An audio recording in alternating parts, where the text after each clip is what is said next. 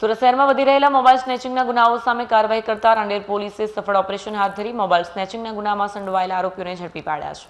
પોલીસને મળેલી બાતમીના આધારે સર્વેલન્સ ટીમ શહેરના અલગ અલગ વિસ્તારોમાં વોચ ગોઠવી હતી. સતત દેખરેખ અને ચોકસાઈપૂર્વકની કાર્યવાહી બાદ આરોપીઓને ઝડપી લેવામાં સફળતા મળી હતી.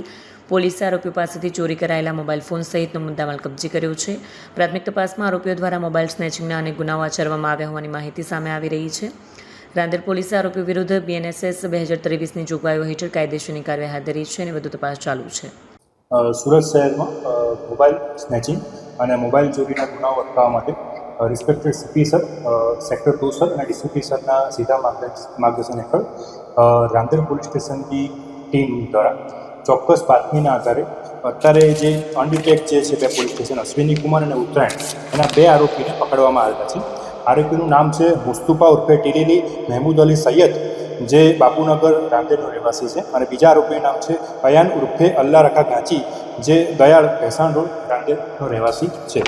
આ આરોપીના ગુનાહિત ઇતિહાસની વાત કરીએ તો આરોપીઓ વિરુદ્ધમાં ભૂતકાળમાં આરોપી નંબર જે 1 છે એના વિરુદ્ધમાં 12 ગુના અને 3 પાસા કરવામાં આવેલ છે, અને આરોપી નંબર જે 2 છે એના વિરુદ્ધમાં 2 ગુનાઓ છે. આ આરોપી પાસેથી મુદ્દામાલમાં ટોટલ 1,35,500નો મુદ્દામાલ જપ્ત કરવામાં આવ્યો છે, જેમાં 5 મોબાઈલ અને મોટરસાઇકલનો સમાવેશ થાય છે. આમની એમો એવી રીતે હતી કે આ આરોપી જે રોડ પર રસ્તા પર જે રાહદારી ચાલતા હોય એની પાછળથી બાઇક પર આવીને મોબાઈલ સ્નેચિંગ કરવાની આ લોકોની એમો.